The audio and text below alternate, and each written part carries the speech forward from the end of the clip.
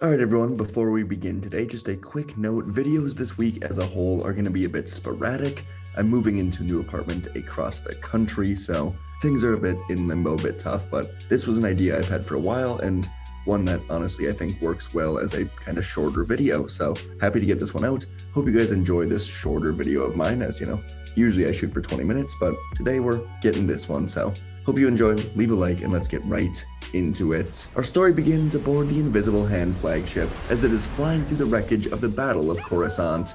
The only beings still alive on this ship, aside from the battle droids and R2-D2, were three of the most important people in this entire war. Obi-Wan Kenobi, known around the galaxy as the Negotiator, the man who could talk his way out of any situation, and next to him, Chancellor of the Republic, the North Star of the galaxy, controlling the war from both the Chancellor's office for the Republic and from the secret lair here on the industrial sector for the Separatists, as Darth Sidious. He was, without a doubt, the most influential man in the galaxy, and of course, Anakin Skywalker, the greatest pilot in the galaxy and the hero of this war. Out in the galaxy, children would pretend to have lightsaber fights and they would call themselves Skywalker and Kenobi. They were thought to be invincible, and today, Anakin was tasked with flying what was left of the Invisible Hand, and as citizens watched in fear as the heroes who seemed to be unstoppable flew down into Coruscant, they were all worried. But after all this time, the magic finally wore off. No one in the galaxy could land this ship, not even Skywalker. Right before they could enter the atmosphere, a loud rumble could be felt all around, longer than before,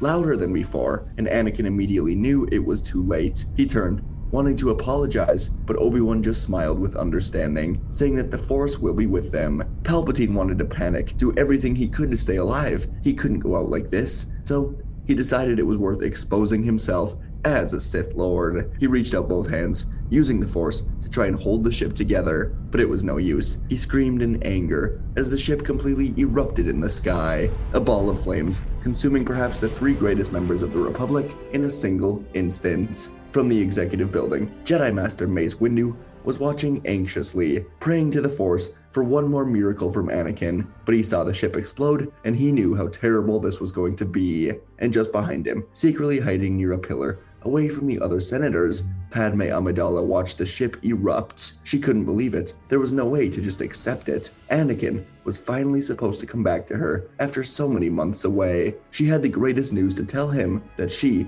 was pregnant with his child, and now he was just gone. Around the galaxy, the reality would begin to set in. Two Jedi, Anakin and Obi-Wan, were just gone, but with them went Chancellor Palpatine. This moment seemed like the darkest day the Republic could possibly see, and everyone could only wonder if there was any hope left in the galaxy to finish off the Separatists. But out in space, Anakin and Obi-Wan would hear the voice of Qui-Gon Jinn calling to them. No, this was not space, they both realized at the same time. This was something in between. It was life after death. Qui-Gon was granted the ability by the Force itself to bring Anakin and Obi-Wan into the Netherworld to live on, as he has lived on. As a guide, Anakin expected to feel despair, fear, anger, sadness, but instead, he only felt at peace, as if this were the right path for him and for the galaxy itself. Obi-Wan always wondered if there was something beyond the living realm, and today,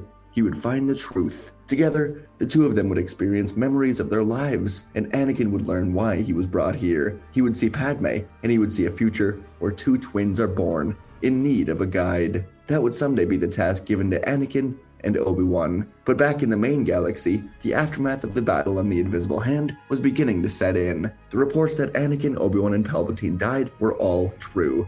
But soon, the galaxy would learn that the Republic was not the only faction to lose a key member. The Separatists would learn that their leader, Dooku, died aboard the ship, and both sides of this war would be thrown into chaos. Down on Coruscant, the Jedi Council would quickly schedule a meeting with not only Palpatine's closest advisors, but also a group of senators that they trusted to do what was right now that Palpatine was gone.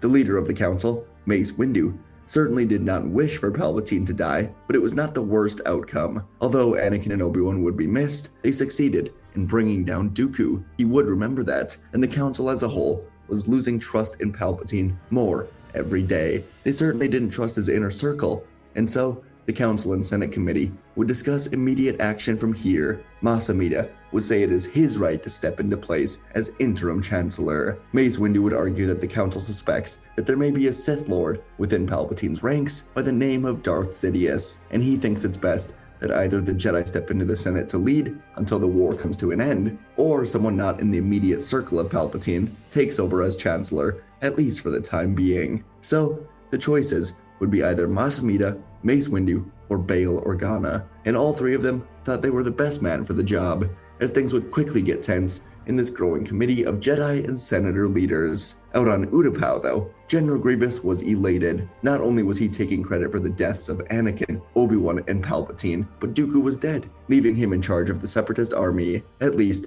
that was what Grievous assumed, but for some reason, he was receiving zero contact from Darth Sidious. Grievous began to assume he was being played, or something has gone terribly wrong. He made sure none of the other leaders, like Gunray or Tambor, were speaking to Sidious secretly, and he would just spend his time pacing around on Utapau, waiting and waiting for Sidious to contact him. After a full day of being here, a mysterious shuttle would descend and land in the same hangar that Grievous's shuttle landed. A man would get out, dressed in dark red and blue, and he requested to speak to Grievous immediately.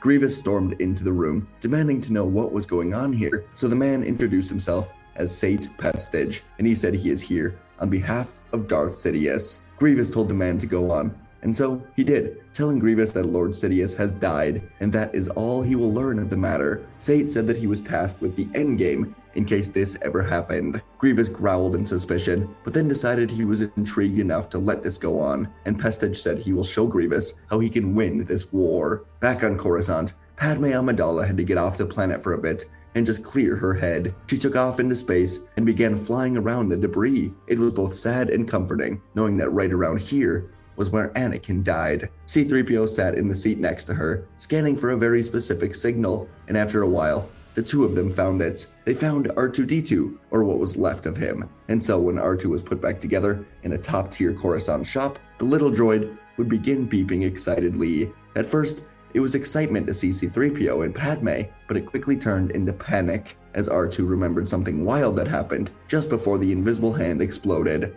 R2 would rapidly explain to Padme and C-3PO that he saw Chancellor Palpatine use the Force just before he died. R2 wondered if Palpatine was a Jedi, and Padme was suddenly frozen in place as she remembered what Mace Windu said not long ago in the committee meeting. Windu described someone called Darth Sidious, a man in the shadows, a Sith Lord, working among Palpatine's inner circle, and a question none of them had dared to ask was what if Chancellor Palpatine was the Sith they were looking for. Padme thanked her too, and she quickly hurried out of here, flying right to the Jedi Temple. In the temple, the council was in session to discuss the end of the war. Mas Amedda used the Constitution to promote himself to interim chancellor, and both the council and Bail Organa were looking for a way to win this war with Amedda in control. But as the council was talking, Temple guards would alert the members of a visitor request. Senator Padme Amidala. Windu would allow her to enter, and Padme would explain everything that she just learned. Chancellor Palpatine knows the Force, so if there was someone who was secretly Darth Sidious,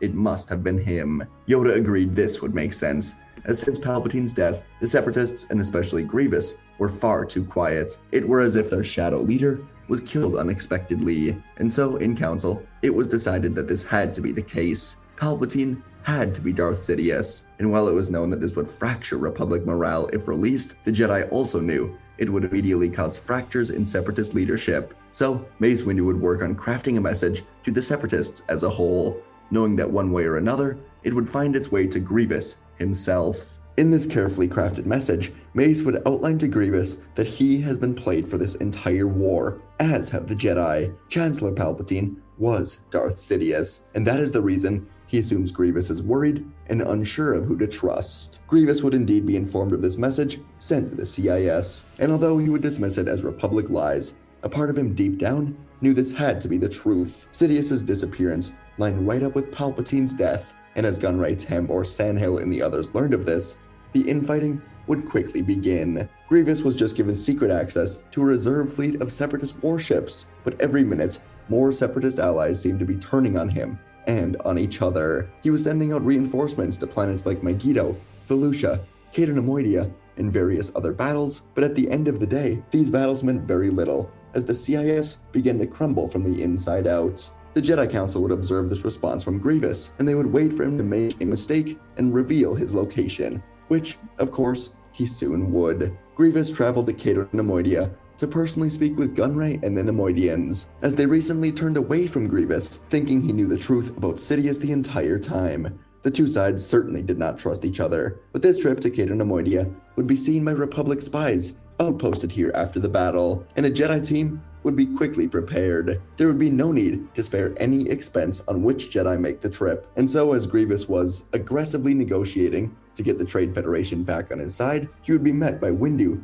Kit Fisto, Plo Koon, and Shaak Ti, and this time, Grievous would have nowhere to run. The duel would be flashy and intense, but it would not last long, as the Jedi were able to dismantle Grievous, and from there, it was only a matter of time until the CIS was dismantled. As the war was finally wrapping up in a Republic victory, the Senate Committee led by Bail Organa would work to remove Mas Amedda from office after finding proof that he worked with Palpatine, while knowing that he was Sidious. Mas Amedda, Sly Moore, and Sate Pestage would all be arrested, and in their places, Bail Organa and his committee would take over and guide the end of the war with peace, ensured for both Republic and Separatist citizens. As time went on, the galaxy would settle back into place, as the Sith were fading into nothing more than a distant nightmare. Ahsoka brought Maul into the Jedi Temple prison. She learned of Anakin's fate from Padme. It was horrible, heartbreaking, but she would be there when Padme gave birth. And as Luke and Leia were born, Ahsoka could feel Anakin's presence around them. The twin children would grow up quickly, and they would be allowed into the Jedi Order, as Padme would still watch over them,